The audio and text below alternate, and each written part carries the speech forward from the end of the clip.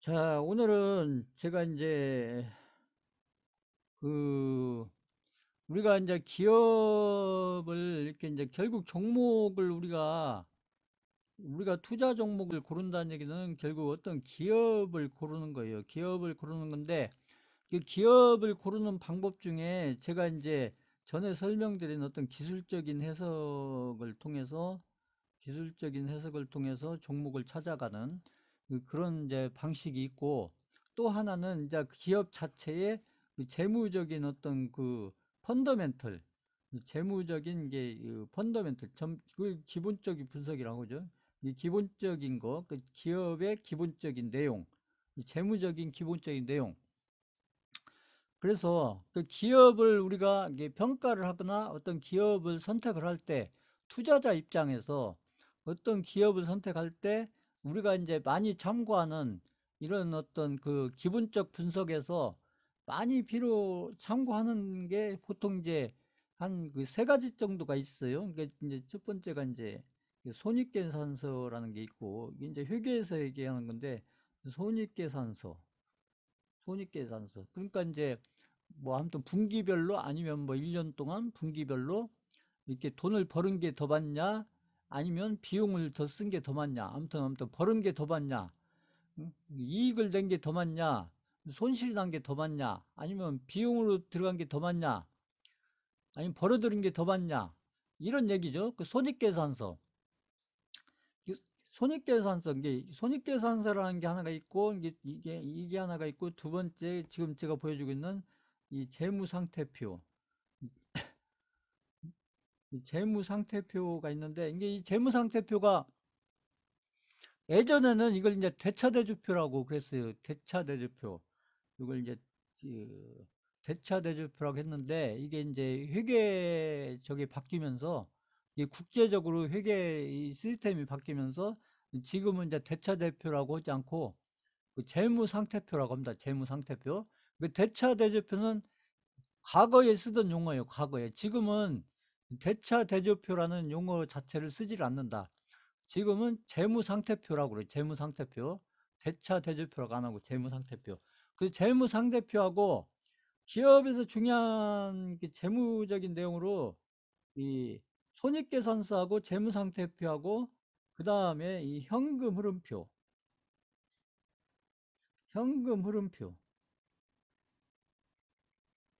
요 세 가지가 중요해요. 우리가 어떤 기업을 고르거나 투자자 입장에서 기업을 선택을 할 때 그게 종목을 고르는 거기 때문에, 우리가 기본적인 분석을 하면서 기본적인 내용을 그 펀더멘탈, 기업의 펀더멘탈, 아까도 제가 감사보고서 얘기하고 했는데, 그런 걸 떠나서 우리가 평상시에 어떤 기업을 고를 때, 종목을 고를 때 가장 참고를 많이 하는 게 이 세 가지다. 그러니까 손익계산서하고 재무상태표하고 현금흐름표하고 요 세 가지가 있는데, 그래서 오늘은 제가 여기 재무상태표를 뭐 간단하게 제 설명을 드려보려고 해요. 그러니까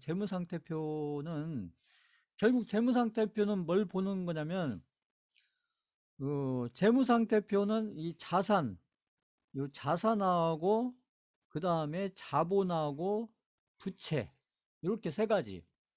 그러니까 재무상태표에서 중요한 것은 자산하고 자본하고 부채. 이건 개인들도 마찬가지예요. 개인들도 그 기업도 그렇지만 개인들도 개인들이 가지고 있는 자산하고 개인들이 가지고 있는 이제 자본, 그 다음에 개인들이 가지고 있는 부채. 그래서 이게 재무상태표는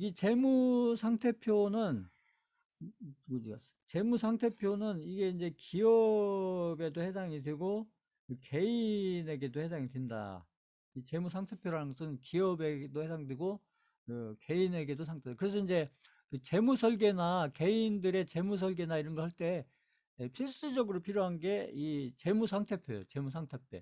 그 개인들의 재무설계를 잘 하려면 이 재무상태표가 이게 정확하게 재무상태표가 만들어져야 이 재무상태표를 바탕으로 해서, 이걸 기본으로 해서 그 재무설계가 잘 될 수가 있는 거고, 기업도 마찬가지예요. 기업도 이 재무상태표가 잘 이렇게 정리가 돼야 재무 상태표가 정확하게 잘 이렇게 예, 잘 만들어져 있어야 이 재무 상태표를 가지고 어떤 기업을 이렇게 평가해 갈 수가 있다. 그래서 분기 평가가 됐던 1년간 평가가 됐던 평가를 해갈 수가 있다. 이런 거고요. 그래서 재무 상태표라는 것은 결국 자산과 자본과 부채. 그래서 재무 상태표는 결국은 기업이 중요한 건 뭐냐면요. 이게 기업한테 중요한 것은 뭐냐면 이게 그 자금이 중요한 게 자금이 기업한테 중요한 건 자금이 기업한테 중요한 것은 자금 이 자금이 중요한데 이 자금을 어떻게 조달을 해서 이 자금을 어떻게 사용을 하느냐. 그래서 자금을 조달하는 그 방법과 자금을 조달하는 내용, 그 다음에 그렇게 조달된 자금을 어떻게 사용을 하느냐, 이거에 따라서 그 기업이 잘 성장할 수 있고 잘 발달할 수 있고, 그 다음에 이 자금의 조달이 원활하지 않고, 그 다음에 자금의 조달을 했다고 해도 그 사용을 잘못하게 되면 그러면 그 기업이 제대로 성장하기가 어렵겠죠. 그렇기 때문에 그런 내용들을 이제 아까처럼 감사를 하게 되는 것이죠. 회계법인에서 매년. 그래서 이쪽에서 보면 이제 왼쪽을 이제 우리가 예전에 보는 게 차변이라고 하고, 이게 대차대비해서는 게 이쪽을 우변을 대변, 그래서 대차 해가지고 예전에는 여기 대변, 차변 이래서 그래서 대차 대조표 이렇게 썼거든요. 여기 대차 해가지고 요걸 따가지고 이제 대차 대조표 이렇게 예전에는 용어를 이렇게 썼었는데 지금은 이렇게 쓰지 않고 지금 이제 재무상태표라고 이렇게 쓴다. 재무상태표라고 쓰는데 그래서 왼쪽에 있는 게 자산을 얘기하는 거고 오른쪽에 있는 게 자본하고 부채를 얘기한다. 이렇게 알아두시면 돼요. 요것은 이제 이렇게 이제 틀을 짜서 이렇게 이제 이렇게 재무상태표를 이렇게 이제 구성을 하는데 그래서 왼쪽에 있는 게 자산인데 자산도 크게 두 가지 종류가 있다. 유동자산하고 고정자산이 있다. 유동자산하고 고정자산이다. 그래서 여기 그 현금 흐름표라고 있는데 기업에서 중요한 게 현금이에요. 현금. 기업에서 중요한 게. 물론 개인들한테도 이 현금이 중요하듯이 이 기업한테 중요한 게 현금입니다. 현금.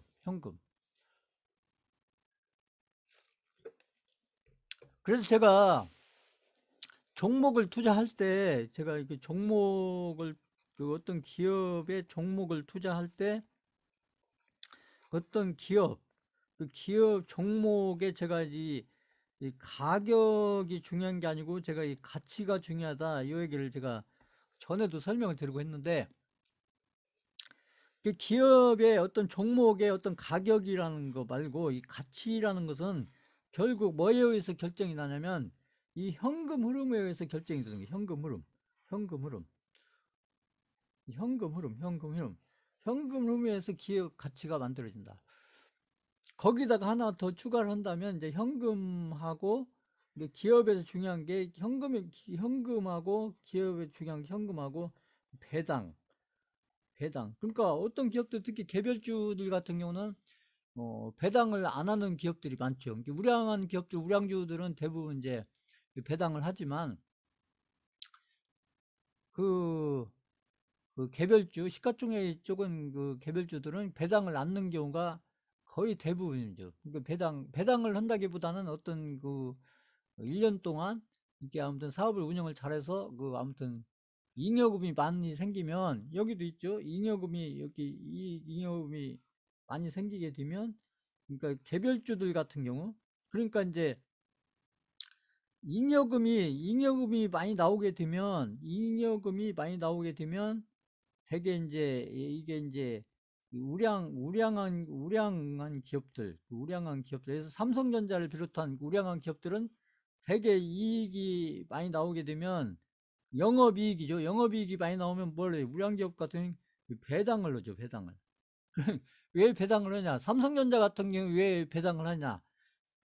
외국인들이 배당을 요구해요. 외국인들이 배당을 요구하기 때문에 주주총회에서 배당을 요구하기 때문에 배당을 줄 수밖에 없는 거죠.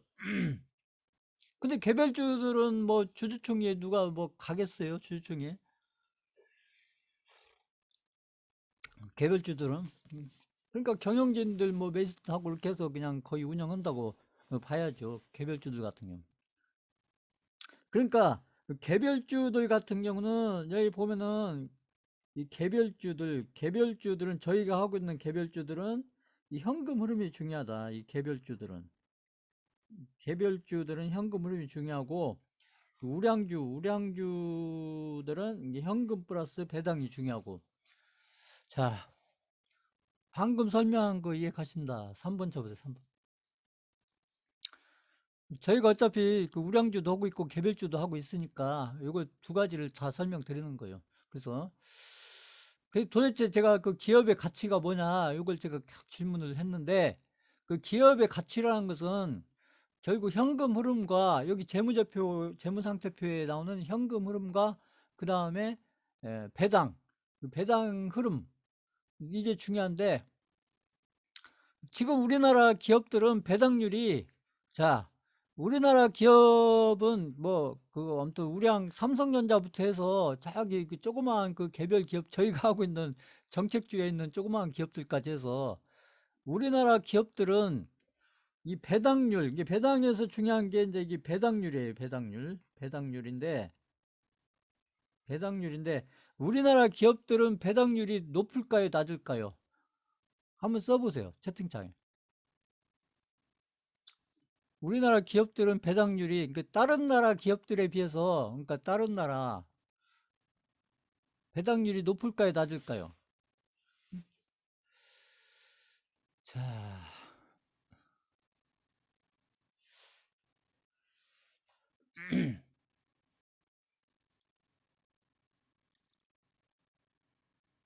자, 그 우리나라 기업들은 배당률이 낮은 정도가 아니라 아주 낮아요 아주. 우리나라 기업들은 그 아무튼 삼성전자부터 해서 저기 그 저희가 하고 있는 정책주에 있는 개별주까지 해서 그 개별주 중에는 이제 배당을 하는 기업이 그렇게 많지는 않지만 그러니까 역으로 생각해 보면 저희가 하고 있는 정책주들 중에서 어?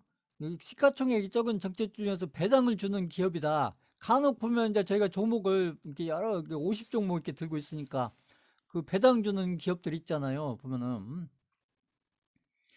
그 개별주로서 배당을 준다는 것은 거꾸로 생각해 보면 상당히 그 기업이 좋은 기업이라는 것을 얘기해 주는 거예요. 반대로 얘기하면. 그 시가총액이 적은 기업이 배당까지 준다. 그러면 상당히 좋은 기업이다. 이렇게 생각하시면 돼요. 그 거의 맞는 얘기다. 100%는 아니지만 거의 맞는 얘기다. 그러니까 예를 들면 저희가 들고 있는 종목들 중에 그 JMT 이런 종목이 있어요. JMT, 이거 반도체 관련된 JMT 종목 같은 경우는 그 배당을 주는 기업이에요. 그런 종목은. 응?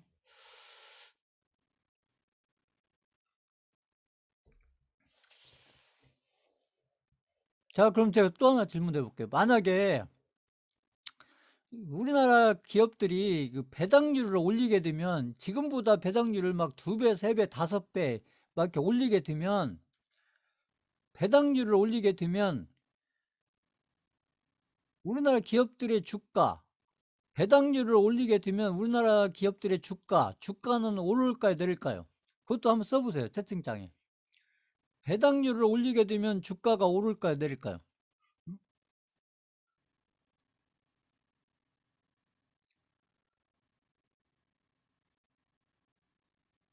아니, 그냥 맞추라는 게 아니라 그냥 한번 써보세요. 한번 맞추라는 게 아니고 그냥 한번 써보세요. 이거 제가 굉장히 중요한 얘기 때문에 지금 하는 거예요. 이거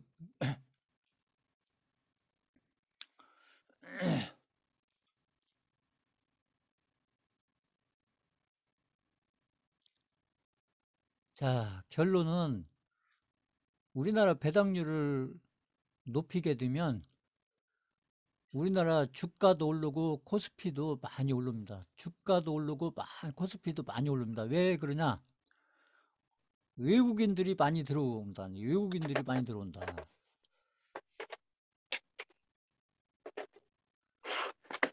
그러니까 외국인들 중에는 한국 주식이 좋은 줄 아는데 그 돈 많은 외국인들 제가 얘기했죠. 그 돈 많은 외국인들이 한국에 2,000개 종목 중에 좋은 종목들이 많다는 거 외국인들이 모르는 거 아니에요. 알아요.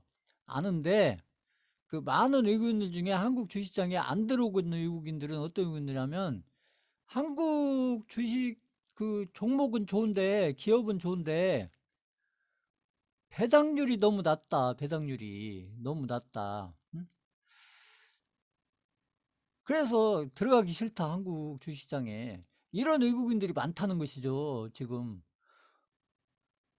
그러니까 우리나라 기업들이 배당률을 올리게 되면 외국인들이 많이 들어올 거고, 그러면 주가도 많이 오를 거고, 그러면 우리나라 코스피 지수도 많이 오를 거다. 이게 우리 주식시장에 남아있는 또 하나의 저거예요. 호재입니다, 호재. 그것도 만약에 이제 우리가, 배당률을 올리게 되면 그 주식시장에는 호재가 되는 거예요. 자, 이것도 앞으로 우리 주식시장에 남아있는 하나의 호재죠, 호재. 자, 이제 그렇게 알아두세요. 그래서, 자, 어, 그래서 재무상태표를 보면 여기 보면 유동자산이 있고 고정자산이 있는데 유동자산은 뭐냐면 유동자산은 이게 거의 그 현금이나 마찬가지인 거예요. 현금은 아니지만 거의 현금이나 비슷한 거다. 그래서 이게 이제 자산이 이렇게 현금도 있고 이 단기 매매 증권이라는 것은 금방 팔 수 있는 거다. 금방 팔면 되는 거고 그 매출 채권이라는 것은 이것은 이제 물건은 팔았는데 아직 이렇게 돈을 못 받았는데 그거 언제든지 금방 받을 수 있는 그런 채권이다. 그러니까 언제든지 금방 받을 수 있는 거다. 금방 받을 수 있는 거. 자, 그래서 유동자산은 이렇게 현금이나 비슷하다. 근데 이게 재고자산은 아직 이 상품이나 이런 원재료 제품 이런 걸 남아 있어서 이 재고자산은 현금이 되려면 이게 팔아야 현금이 되는 거죠. 팔아야 현금이 된다. 팔아야 현금이 되는 게 이게 재고자산. 재고라는 얘기 쓰잖아요. 재고. 그 개인 사업 하시는 분들도 그 재고가 많냐 적냐.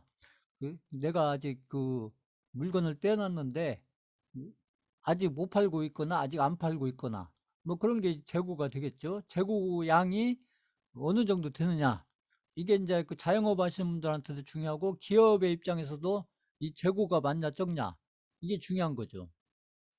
자, 그래서 재고자산은 이제 팔았을 때 현금이 되는 거고 아무튼 현금이 될 수가 있던 거죠. 현금이 될 수 있는 거예요. 응? 그래서 보면 뭐 반값에 판다, 반에 반값에 판다, 뭐 떨이로 판다, 그죠 뭐 여러 가지 그런 것들이 있잖아요. 그 다음에 이제 자산 중에 이 투자 자산이 있고 이 그러니까 그 기업들도 이렇게 투자를 할 수가 있는 거예요. 투자. 그 투자 자산이 있고 유형 자산이 있고 그 유형 자산이라는 것은 주로 이제 이렇게 이제 이 부동산이나 어떤 기계 장치 이런 게 되는 거죠. 부동산이나 어떤 기계 장치. 자, 그다음에 이제 무형자산 같으면은 이제 이게 형태가 없다. 유형자산은 이게 형태가 있는 거고 형태가 있는 게 부동산 이게 땅이나 건물처럼 형태가 있다는 얘기죠. 아니면 기계들처럼 이렇게 형태가 있는 게 이게 유형자산이고 이 무형자산은 형태가 없다. 특히 이제 대표적으로 이제 특허권, 뭐 산업재산권, 영업권 이런 것들이 이제 무형자산이다는 얘기죠. 자, 그러면 지금 여기 자산에서 그 유동자산, 고정자산 이런 게 있는데 예를 들면 벤처 의사들 같으면 벤처 알잖아요. 벤처 의사들 같으면 어떤 자산이 많을까요? 벤처. 한번 채팅창에 써보세요. 벤처. 벤처 회사들 같으면 어떤 자산이 많을까요? 벤처 기업들. 자, 그렇죠. 그 벤처 회사들은 거의 특허권이 거의 재산이라고 보시면 돼요. 그 벤처 회사들이 뭐 부동산이 많거나 현금이 많거나 이러기는 쉽지 않죠. 그러니까 벤처 회사들은 뭐, 그죠. 그렇다면, 자, 우리가 그 배 만드는 어떤 중공업, 저기 뭐 현대중공업이나 뭐 이런 그 배 만드는 조선업, 이런 기업들은 어떤 자산이 많을까요? 그것도 써보세요.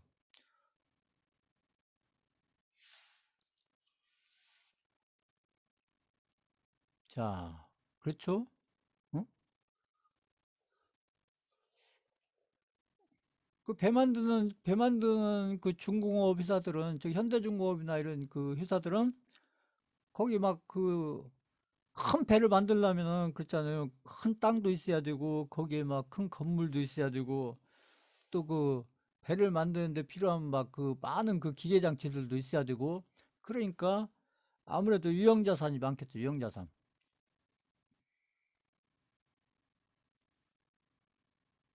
그 다음에 여기 자산들 중에서 그 아무래도 그 망할 가능성이 높은 기업, 망할 가능성이 많은 기업은 뭐가 많을까요? 어떤 자산이 많을까요? 망할 가능성이 높다. 그것도 써보세요. 망할 가능성이 높다. 아니, 자산 중에서, 자산. 그 부채 말고 자산 중에서. 무슨 자산이 많을까요? 망할 가능성이 높다. 망할 가능성이 높다. 그러면 무슨 자산이 많을까? 망할 가능성. 망할 가능성이 높다. 자, 망할 가능성이 높거나 지금 망해가는 회사. 뭐가 많을까요? 자산 중에서.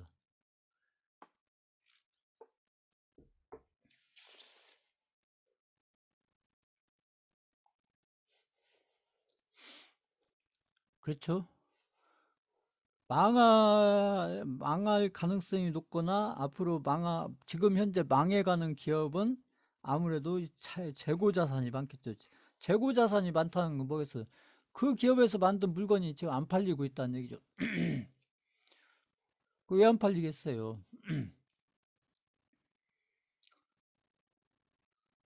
그 재고 자산이 많다는 거죠. 재고 자산. 그 재고가 자꾸 쌓인다. 물건은 많이 만들어내는데 그게 안 팔린다. 결국 경쟁력에서 떨어진다는 얘기죠. 그러니까. 아니, 뭐 어떤 기업이 그 기업보다 다른 기업에서 만든 그 같은 종류의, 예를 들어서 자동차다. 그러면 자동차를 만드는데, 예를 들어서 어떤 자동차에서 만든 자동차 만드는 대로 그냥 뭐 예약을 해서 다 팔리는데, 그 예약까지 받아가면서 팔리는데, 음? 어떤 자동차 회사는 막 한 100만 대, 200만 대 만들었는데 안 팔리고 있다. 그거 왜 그랬어요? 소비자들이 그 회사치를 안 산다는 얘기겠죠, 그게. 왜 안 사겠어? 다른 회사 차가 더 좋으니까 그 가격이라든지 여러 가지 품질이라든지 여러 가지 경쟁력 면에서 소비자 입장에서 봤을 때, 응? 그 경쟁회사의 차가 가격 면에서나 여러 가지 품질 면에서나 여러 가지 면에서 그게 훨씬 더 좋으니까 같은 돈을 주고 산다면 그저 가격 대비 더 좋은 질로 만들어주는 그 차를 사지 않겠어요? 아무래도 그러니까 안 팔리는 회사는 재고가 쌓이게 되겠죠.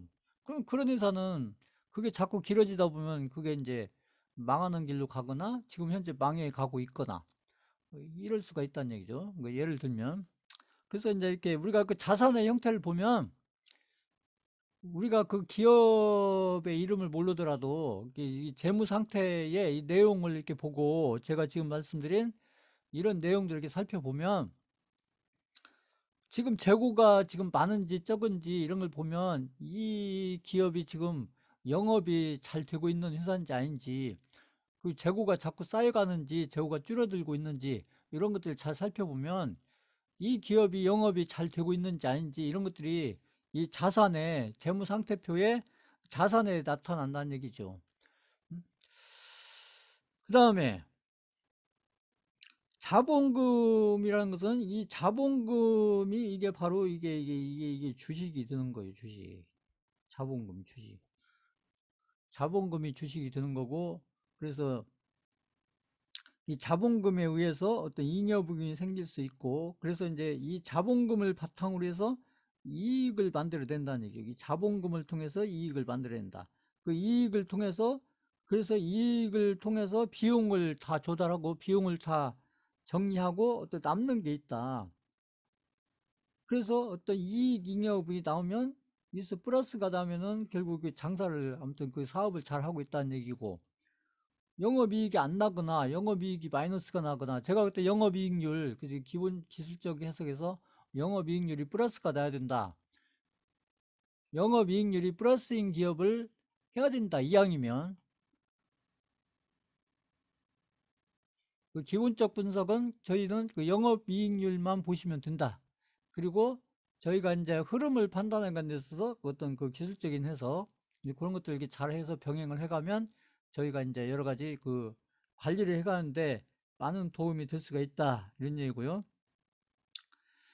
그 다음에 이 부채, 이 부채도 두 종류가 있다는 거죠. 유동부채가 있고 고정부채가 있다. 부채도 종류가 두 개가 있다. 이건 개인들도 마찬가지예요. 그러니까 기업도 그렇고 개인도 마찬가지인데, 유동부채라는 것은 이것은 1년 내, 그러니까 금방 갚을 수 있는 부채다는 얘기죠. 금방 갚을 수 있는 단기 부채다. 단기.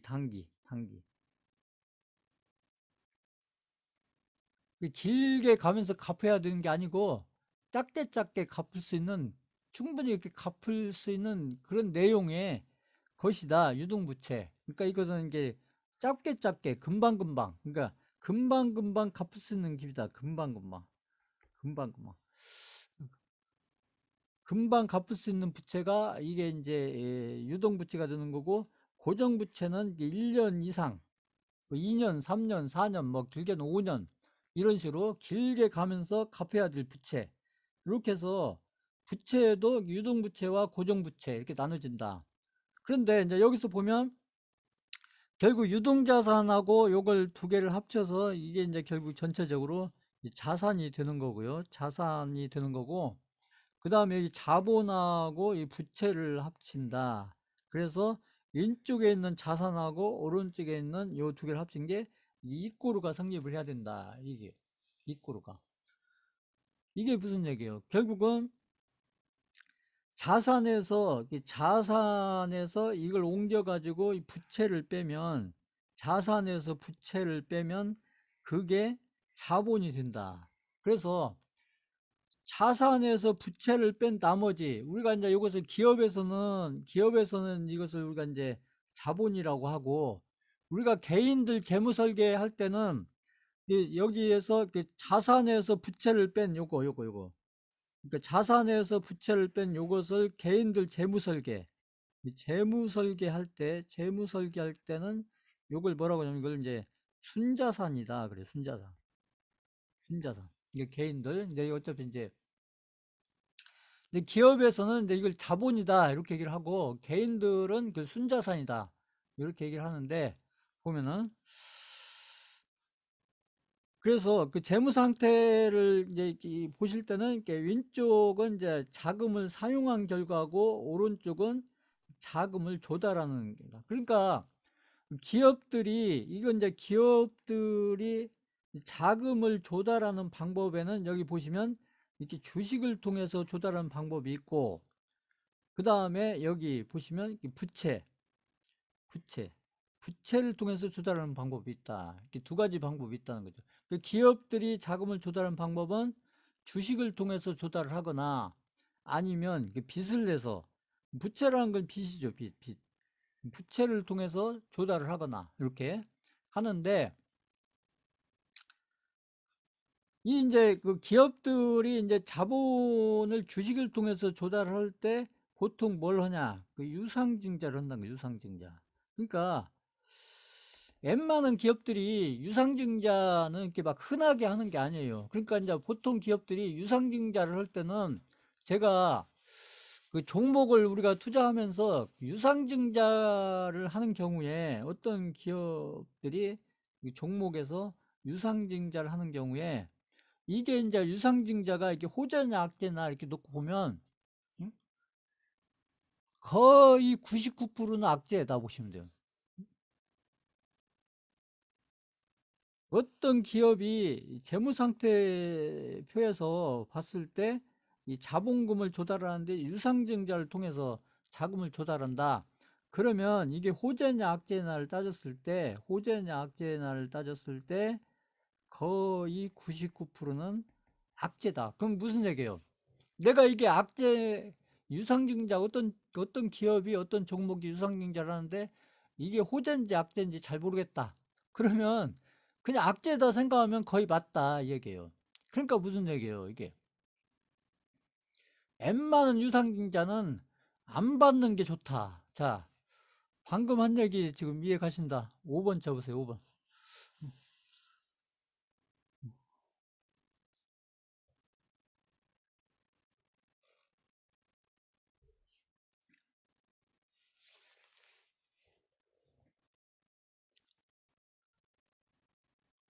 그 1%를 맞추려고 막 그걸 고민해가지고 막 그걸 연구하고 분석하고 막 거기에다 온갖 그냥 노력을 다 쏟아붓고 그럴 만한 가치가 있느냐 이 얘기죠. 그러니까 그런 것까지 유상증자 나오는 그런 어떤 종목, 그런 어떤 기업, 그런 거 유상증자를 받아야 되는지 안 받아야 되는지 지금 저 유상증자 나오는 저 종목이 호재인지 악재인지 혹시 호재 아닐까 이렇게 생각해서 그게 호재인 거라고 그 어떤 근거를 찾기 위해서 막 이것 알아보고 저거 알아보고 이거 분석해보고 저 분석해보고 이렇게 해서 그럴 만한 가치가 있느냐 확률적으로 봤을 때 제가 봤을 때는 차라리 그냥 포기하는 게 낫다. 그런 거 보면. 내가 그 기업에 대해서 개인적으로 특별히 아는 기업이고, 그 유상증자의 또 1%는 호재인 경우도 있다는 것이죠. 그렇지만 호재인 경우 1%를 찾기 위해서 그 많은 노력을 기울일 필요가 있느냐. 저는 그 얘기를 하는 거예요. 그러니까, 응? 그냥 포기하고 말지, 그것을. 응? 그래서 이제 종목을 이렇게 장기적으로 이렇게 오랫동안 투자하시다 보면 그 어떤 종목이 유상증자 나왔을 때는 나중에 보면 거의 대부분 끝이 안 좋아요. 대부분. 그게. 거의 대부분 안 좋습니다. 대부분. 그리고 이 유상증자를 개인들이 잘 모르기 때문에 또 세력들이 이 유상증자를 또 이용해요. 그렇지 않아도 어차피 그 개인들이 그 세력들이 들어가 있는 예를 뭐 신라젠 같은 이런 종목들 보면 예를 들면 중간에 막 예를 들면 유상증자를 막 한다는 거죠. 어차피 망하는 길로 갈면서 어차피 망하는 길로 갈 거면서 그냥 개인들한테 유상증자까지 해가지고 개인들 돈을 더 뺏어요, 더 뺏어. 아무튼 그런 경우가 허다하다. 그런 경우가. 그러니까 그런 리스크가 크기 때문에 웬만하면 유상증자 나오는 종목은 멀리 하는 게 좋다. 그런 걸 괜히 분석하고 막 알아보고 막 또 여러 가지 막 노력을 해서 그 1%의 확률을 잡으려고 막 애쓰지 마시고 그러다가 그죠 그 잘못되는 경우가 흔히 많기 때문에 그냥 유상증자 이런 거 있는 종목은 그 피하는 게 좋고 멀리 하는 게 좋고 내가 어떤 종목을 들고 있는데 유상증자가 있다. 예를 들면 그럼 유상증자를 받아야 되냐 안 받아야 되냐. 근데 유상증자를 줄 때 좀 가격적으로는 좀 메리트가 있어요. 그래야 개인들이 받을 거니까 가격적으로. 뭐 그런 경우에 그 내가 설령 어떤 종목을 들고 있는데 유상증자가 나왔다. 거기에 이제 비례해서 내가 갖고 있는 양의 어떤 그 지분에 비례해서 나왔다. 그걸 받아야 되냐, 안 받아야 되냐. 저는 그것도 안 받는 게 낫다고 저는 보는 거예요. 그것도. 굳이 그 돈을 가지고 좋은 종목 가서 그쪽에 비중을 늘리는 게 낫지. 음? 대개 어떤 기업이 유상증자를 낸다는 것은 간단해요. 왜 그러냐. 돈이 부족하니까 유상증자 하는 거예요. 돈이 많은데 왜 유상증자를 해요? 할 필요가 없지. 그렇잖아요. 그 개인들도 내가 현금이 많으면 은행 가서 돈 빌리고 누구한테 돈 빌리고 할 필요가 없잖아요. 뭔가 돈이 부족하니까 은행 가서 빌리고 여기 가서 빌리고 이러는 것이지. 그 비슷하게 보시면 돼요. 그러니까 이게 자, 그래서 그 재무상태표는 이렇게 막 복잡하게 보실 필요 없고, 그러니까 정리하면 왼쪽이 자산이고 오른쪽이 자본하고 부채다. 이걸 기억해 두세요. 이것을. 그러니까 왼쪽이 자산이고 오른쪽이 자본하고 부채다. 부채다. 그래서 제가 이제 이 개인 저희처럼 이렇게 이제 재테크를 하거나 투자를 하고 그다음에 이제 그 어떤 관리를 잘해서 본인의 자산을 그러니까 몇 배, 막 10년에 몇 배, 10년에 제가 이제 10배라고 하지만 10년에 10배 이렇게 빌려가기 위해서는 제가 이제 얘기하고 있는 것 중에 우리 개인들도 여기 이 자본금, 요 자본금에 참여를 해야 된다. 자본금에. 자본금에. 그래서 이 자본금에 참여를 하게 되면 이게 그게 이제 제가 얘기하는 이 기업의 자본금 형태로 들어가 있으면 그게 이제 우리가 이 자본가가 되는 거예요. 자본가가. 제가 그 오프라인에서 제가 설명드렸던 자본가가 된 겁니다. 오프라인에서는 제가 이제 이런 재무상태표 이런 설명을 제가 안 했었기 때문에 지금 이 재무상태표에서 보면 이 자본금 중에 일부를 가지고 이걸 샀다 팔았다 하지 말고 이것을 10년이고 20년이고 30년이고 이렇게 들고 가면 그게 자본가가 된다 이런 얘기죠. 요즘에 지금 보면 오늘 막 지금 폭락이 나왔지만 그 안철수 관련된 안랩 같은 거 이런 종목을 20년 전에 그런 종목을 해서 한 1억 원치 사서 지금까지 딱 들고 있으면 그게 자본가가 된다. 왜냐하면 그것은 내가 샀다 팔았던 게 아니라 이 기업의 자본금의 일부를 들고 있는 거니까. 이 자본금의 일부를 들고 있는 것이 되기 때문에 그래서 그 어떤 기업의 자본금 중에 일부를 내가 샀다 팔았다는 게 아니라 이것을 계속 들고 가게 되면 그게 자본가가 되는 거예요. 자본가, 자본가.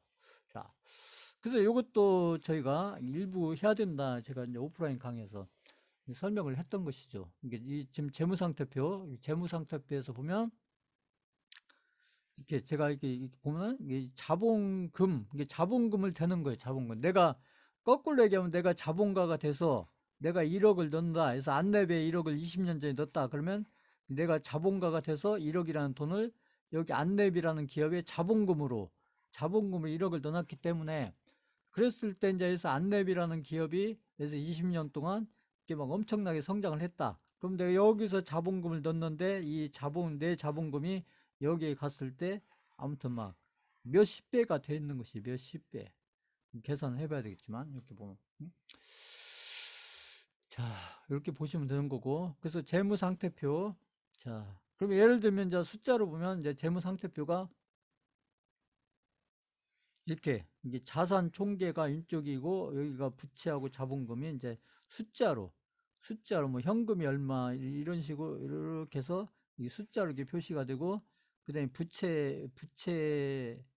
부채가 이렇게 나오고 그다음에 자본금이 이렇게 나와서 이렇게 합치면 요거하고 요것이 이꼬르가 된다. 이꼬르가 된다. 이렇게 재무상태표는 숫자를 표시하면 이렇게 되는 거고요.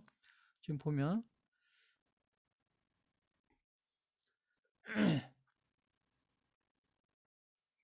요게 어떤 기업, 2015년도 이게 재무상태표인데, 어떤 기업의 상태표인데, 이 단위가 이제 실제로 이렇게 생겼다는 거예요. 재무상태표가. 이렇게 찾아보시면, 이게 지금 어떤 기업의 재무상태표예요. 2015년도 재무상태표인데, 이게 단위가 100만 원이에요. 단위가. 여기 보시면 현금하고 현금 관련된 자산이 이게 보면은 100만 원이니까 17조. 그 다음에 이게 단기 금융상품이 한 38조.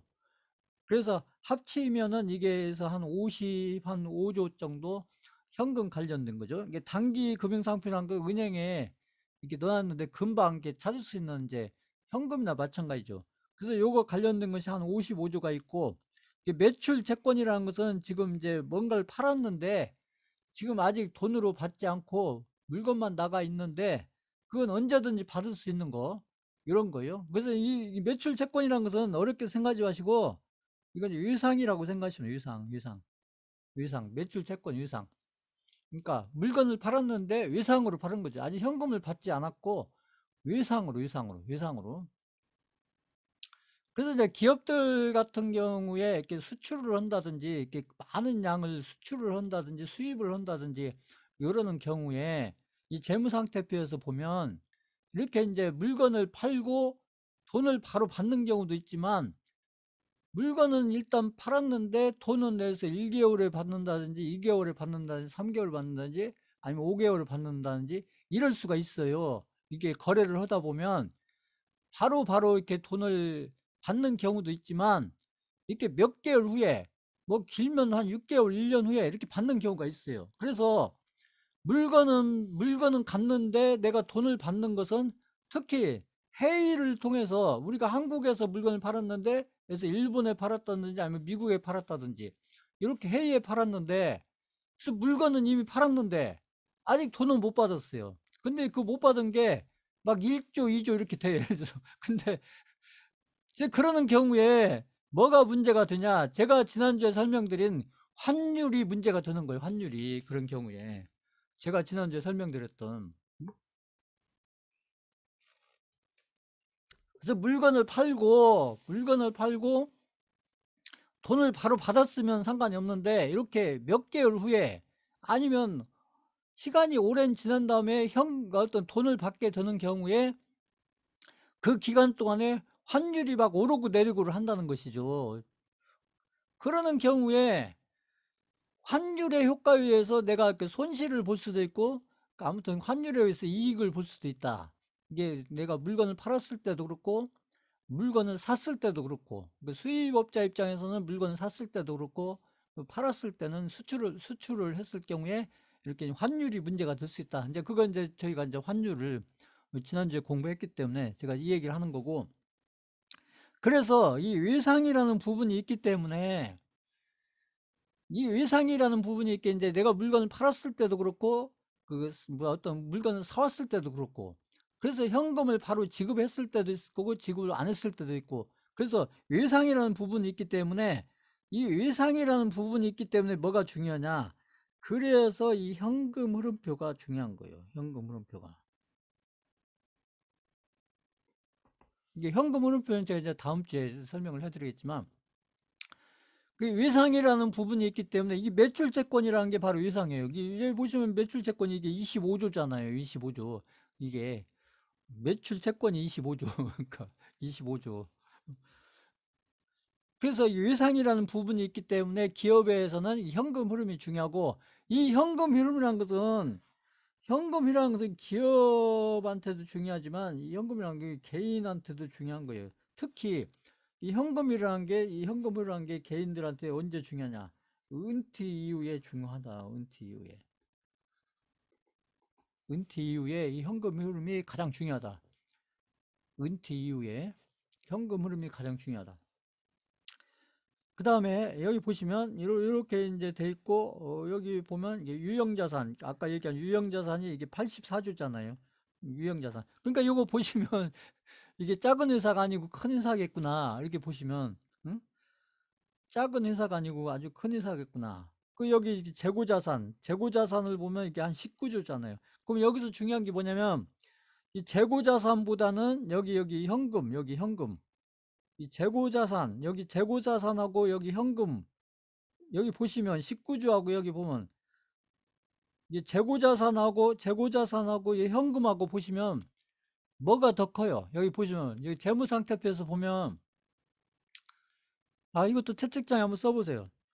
현금이 더 많아요? 재고가 더 많아요? 이거 채팅창에 써보세요. 채팅창에. 현금이 더 많아요? 재고가 더 많아요? 응?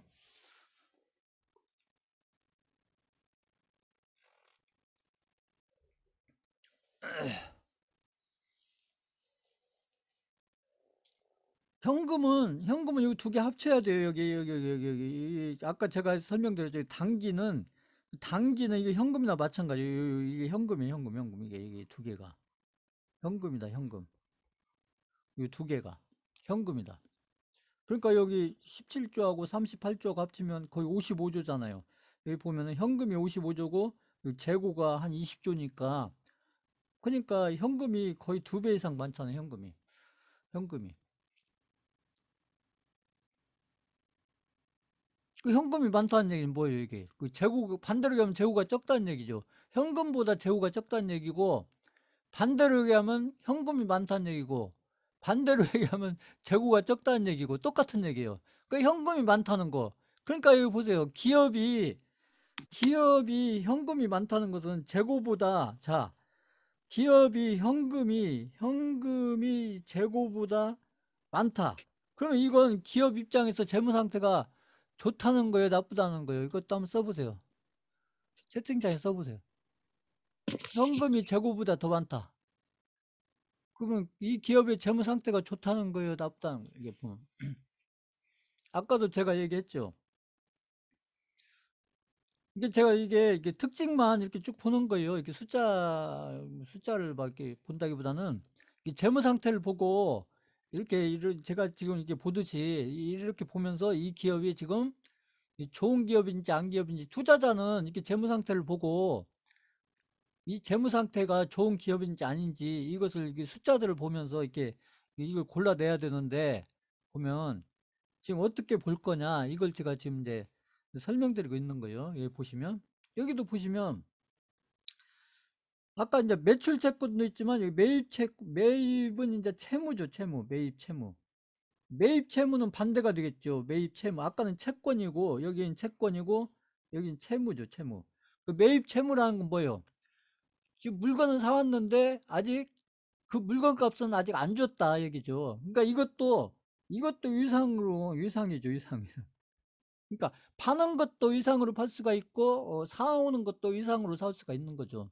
이게 파는 것도 위상으로 팔 수가 있고 사오는 것도 위상으로 살 수가 있다. 그러니까 물건을 팔 때도 어떤 기업이 물건을 수출을 할 때도 이렇게 위상으로 수출할 수가 있고 물건을 수입해 올 때도 위상으로 수입해 올 수가 있기 때문에 그러니까 이게 현금 흐름을 잘 이렇게 파악하는 게 중요하다.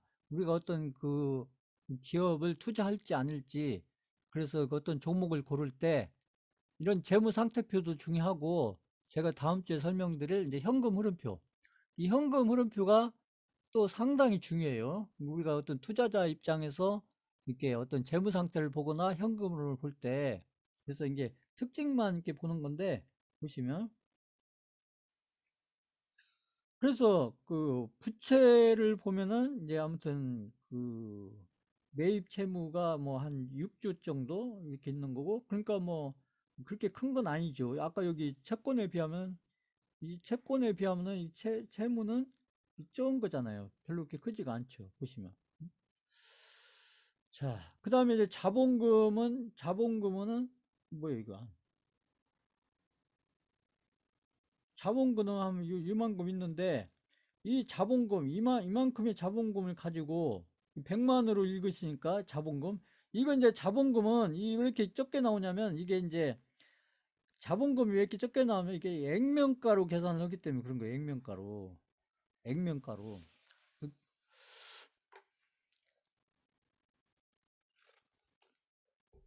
우리가 그 종목을 보실 때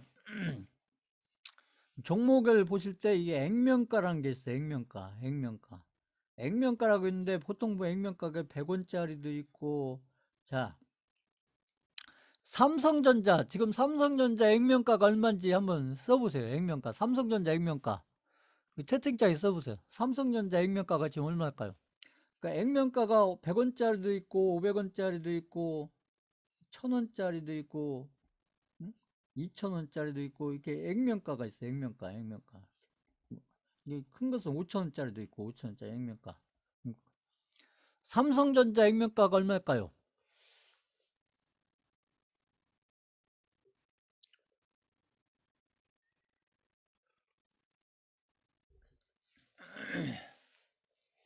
자, 제가 이제 그 종목 얘기하면서 액면가 얘기는 제가 많이 안 하고 있는데, 그 액면가도 사실 중요해요. 우리가 어떤 이 주가를 판단할 때, 어떤 그 기업의 어떤 가치를 평가할 때, 이 액면가가 얼마짜리나, 이것도 중요합니다. 액면가가 얼마짜리나. 이게 그 액면가라는 게 굉장히 중요하거든요. 액면가. 근데 이 삼성전자 액면가가 얼마일까요?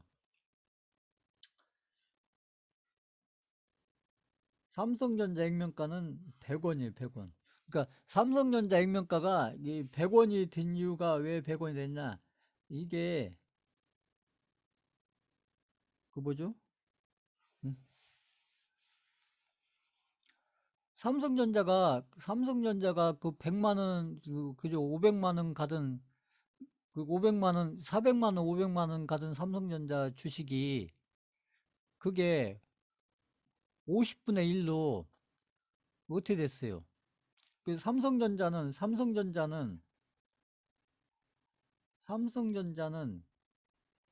액면 뭐 했어요? 액면. 삼성전자가 뭐 했죠? 액면 뭐 했어요? 한번 써보세요. 액면 분할했잖아요, 분할. 삼성전자가 액면 분할을 어떻게 했어요?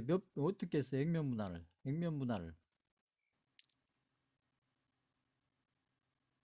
액면 분할을 어떻게 했어요? 삼성전자가. 액면 분할을, 그러니까, 액면 분할이란 것은 그 주식을, 이렇게 한 장으로 있던 것을, 액면 분할을 보면 한 장으로 있던 것을 쪼갰다는 거예요. 이게 보통은 이제 액면 분할을 이렇게 이제 삼성전자 같은 경우에 액면 한 장을 주식 하나를 이 주식 하나를 이렇게 50개로 쪼갰다는 거죠. 50개로 50개. 그래서 삼성전자 같은 경우 액면 분할을 50대 1로 한 거죠. 50대 1로 액면 분할. 이해 가세요, 이거? 그러니까 이게 자본금이 지금 제가 왜 이걸 하냐면 자본금을 이렇게 액면가 기준으로 했기 때문에 이렇게 적게 나오는 게 적게 이렇게 액면가로 계산했기 때문에 그러니까 지금 안랩 같은 경우도 지금 이제 지금 안철수가 가지고 있는 주식이 지금 거의 한 어저께 떨어지기 전까지로 하면 거의 한 2,500억 된다고 하잖아요. 안랩이. 그러면 그 안철수가 예를 들어서 20년 전에 액면가를 가지고 있는 주식은 얼마나 되겠어요? 제가 봤을 때는 뭐 몇 억 안 될 거예요. 그러니까 액면가로 계산하면 그러니까 안철수가 갖고 있는 주식이 지금은 뭐 한 2,500억, 2,000억, 2,500억 간다 하지만 20년 전에 액면가로 계산하면 아마 몇 억 안 될 거예요. 그러니까 그렇게 제가 계산 안 해봤지만 그게 액면가. 그러니까 액면가 이 자본금은 여기 있는 자본금 이게 재무상태표에 있는 자본금은 액면가로 계산했기 때문에 이렇게 작은 숫자로 나온 거예요. 작은 숫자. 자, 방금 한 얘기 이해 간다. 5번 쳐보세요. 5번.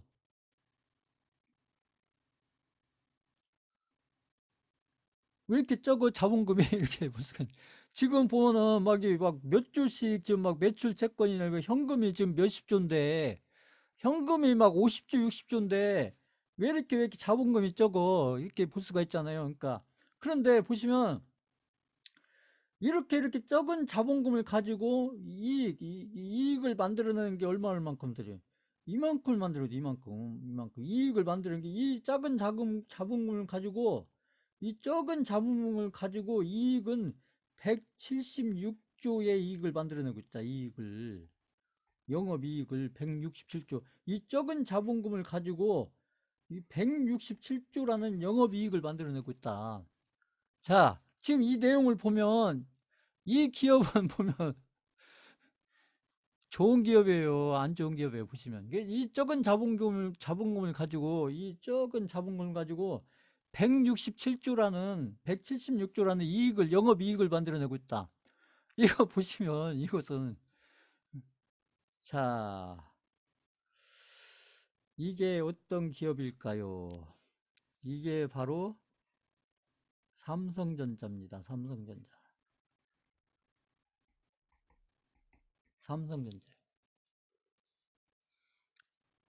2015년도 2015년도 지금부터 한 6, 7년 전 삼성전자 재무상태표예요.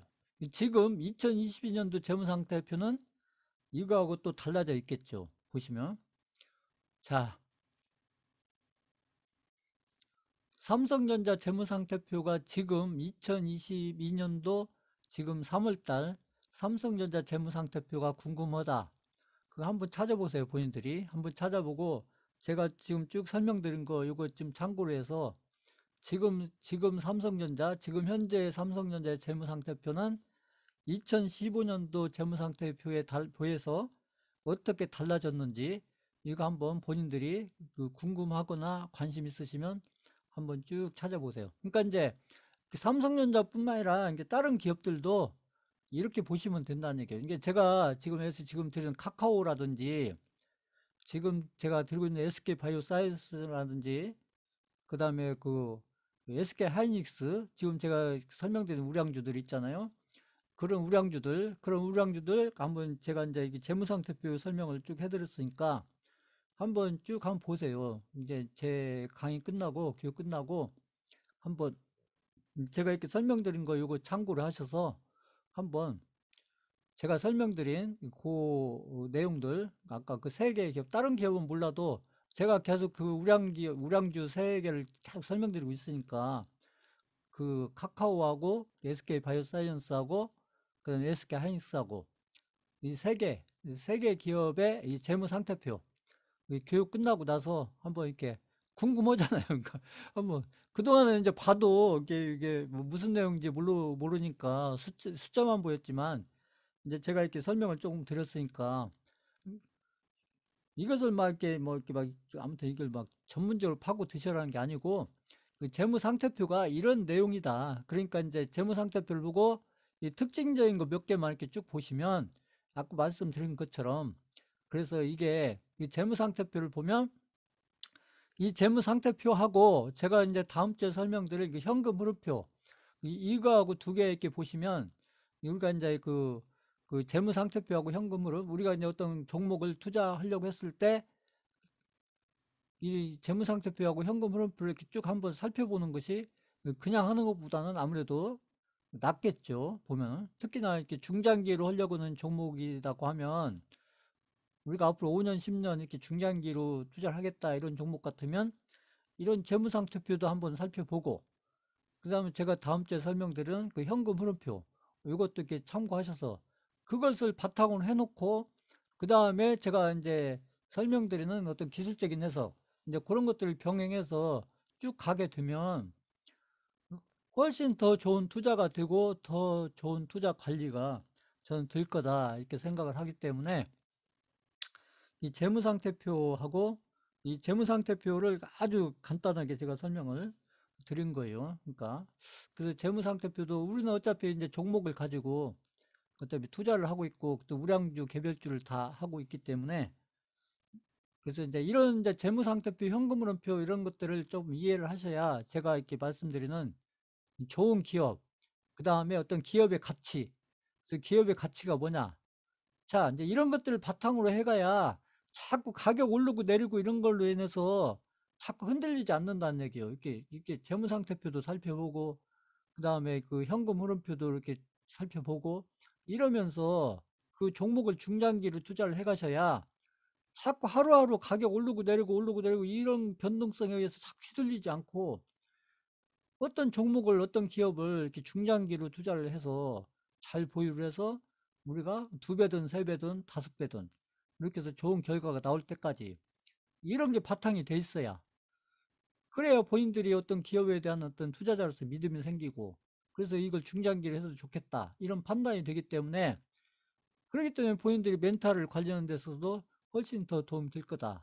하루하루 오르고 내리고 하는 변동성에 의해서 자꾸 휘둘리고 이런 것보다는 그래서 그 재무상태표 오늘 제가 설명드린 요 정도만 이렇게 그 특징만 이렇게 보시면서 이렇게 판단을 해 가셔도 전혀 안 보고 하는 것보다는 특히 우량주들은 특히 이런 재무상태표나 현금 흐름표들을 이렇게 좀 참고해서 이렇게 판단해 가시면 훨씬 더 좋은 투자가 되지 않을까 이렇게 생각을 해서 제가 재무상태표를 가장 간단한 형태로 제가 한번 설명을 드려봤어요.